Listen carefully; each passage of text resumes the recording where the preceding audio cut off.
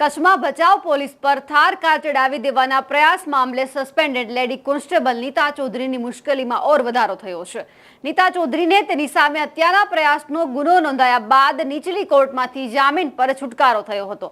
જો કે આ આદેશની સામે પોલીસે સેશન્સ કોર્ટમાં અરજી કરતા સેશન્સ કોર્ટે નીતા ચૌધરીના જામીન રદ કર્યા છે। પોલીસ હવે નીતા ચૌધરીની અટકાયત કરશે। નમસ્કાર, નિર્ભય ન્યૂઝ સાથે હું છું રિદ્ધિ।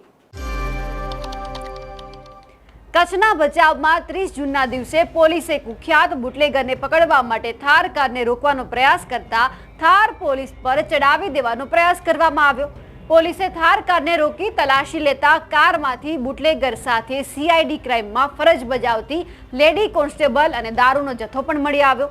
પોલીસે આ મામલે હત્યાના પ્રયાસ સહિતની કલમો હેઠળ ગુનો નોંધીને તપાસ પણ હાથ ધરી હતી, જેમાં બુટલેગરના રિમાન્ડ મંજૂર થયા હતા, પરંતુ લેડી કોન્સ્ટેબલ નીતા ચૌધરીને ભચાઉની નીચલી અદાલતે સ્ત્રી હોવા સહિતના મુદ્દે જામીન મંજૂર કર્યા।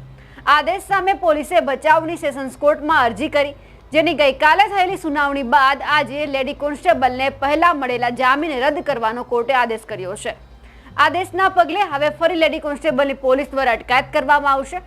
ભચાઉના ચોપડવા નજીક પોલીસ ઉપર કાર ચડાવી હત્યાના પ્રયાસ કેસમાં સામેલ બુટલેગર યુવરાજસિંહ જાડેજા સાથે સસ્પેન્ડેડ પોલીસ કોન્સ્ટેબલ નીતા ચૌધરીએ ભચાઉ કોર્ટમાં જામીન અરજી કરતા તે મંજૂર થઈ હતી। આ જામીન સાથે વાંધો લઈ ફરિયાદી પક્ષ તરફથી ભચાઉની સેશન્સ કોર્ટમાં અરજી રજૂ કરવામાં આવી, જેની ગઈકાલે સુનાવણી થયા બાદ આજે તેના પર ન્યાયાધીશ તિવારીએ ચુકાદો આપ્યો અને નીતા ચૌધરીને આ પૂર્વે મળેલા જામીન રદ કરવામાં આવ્યા। આ મામલે હાલ જામીન મુક્ત સસ્પેન્ડેડ લેડી કોન્સ્ટેબલની પોલીસ દ્વારા ફરી અટકાયત કરવામાં આવશે। કોર્ટ કાર્યવાહી દરમિયાન મૂળ ફરિયાદી ભચાઉ પોલીસના વકીલ હિતેન્દ્રસિંહ વાઘેલા પણ હાજર રહ્યા હતા। ભચાઉ પોલીસ સ્ટેશને ભચાઉ પોલીસ ઉપર ચિરઈના બુટલેગર યુવરાજસિંહ જાડેજા અને મહિલા પોલીસ કર્મી નીતા ચૌધરીને થાર ગાડી ચડાવી હુમલો કરવા સ્વ બચાવમાં પોલીસ ફાયરિંગ બાદ આરોપીઓની થાર કારમાંથી ઇંગ્લિશ દારૂ પકડાયો હોવાની ફરિયાદ પણ દાખલ કરવામાં આવી। આ ઘટના જાહેર થતાં જ સમગ્ર કચ્છમાં ચકચાર મચી ગઈ। આ કેસમાં આરોપી મહિલા પોલીસ કર્મીની સંડોવણી ટોક ઓફ ધી ટાઉન બની ગયો અને અનેક તર્કવિતર ફેલાવા લાગ્યા।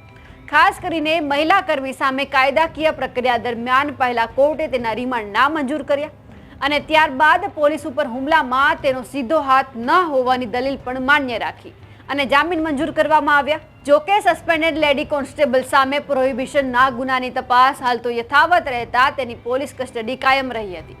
આ કેસમાં નીતા ચૌધરી અને બુટલેગર યુવરાજસિંહ જાડેજાને રિમાન્ડ અર્થે રજૂ કરવામાં આવ્યા, જેમાં કોર્ટ દ્વારા 2 દિવસના રિમાન્ડ મંજૂર કરવામાં આવ્યા।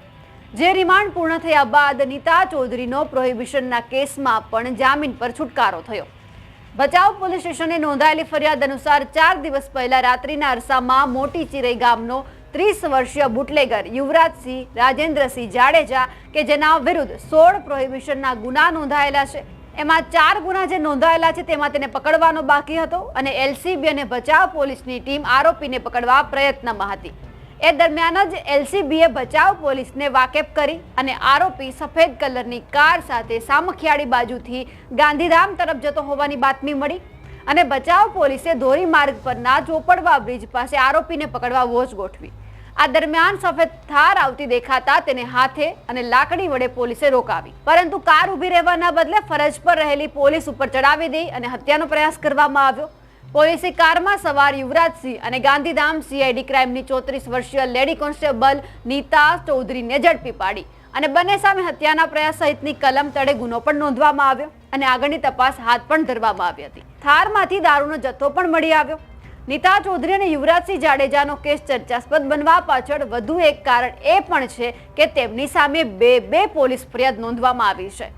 એક પોલીસ ફરિયાદમાં પ્રોહિબિશનની કલમો લગાવવામાં આવી છે, જ્યારે બીજી પોલીસ ફરિયાદમાં આઈપીસીની 307 હત્યાનો પ્રયાસ, 427 નુકસાન પહોંચાડવું અને 114 ગુના માટે દુષ્પ્રેરણા જેવી કલમો પણ લગાવવામાં આવી છે। હવે એ જોવાનું છે કે આવનારા સમયમાં નીતા ચૌધરી સામે હજુ કેટલા ગુના પણ નોંધાઈ શકે છે અને કેટલી તેમને મુશ્કેલી વધી શકે છે। અમારા અહેવાલ વિશે તમારું શું કહેવું છે કમેન્ટ કરીને ચોક્કસથી જણાવજો। સાથે જ નિર્ભય ન્યૂઝને લાઇક, શેર અને સબસ્ક્રાઇબ કરવાનું ભૂલશો નહીં। નમસ્કાર।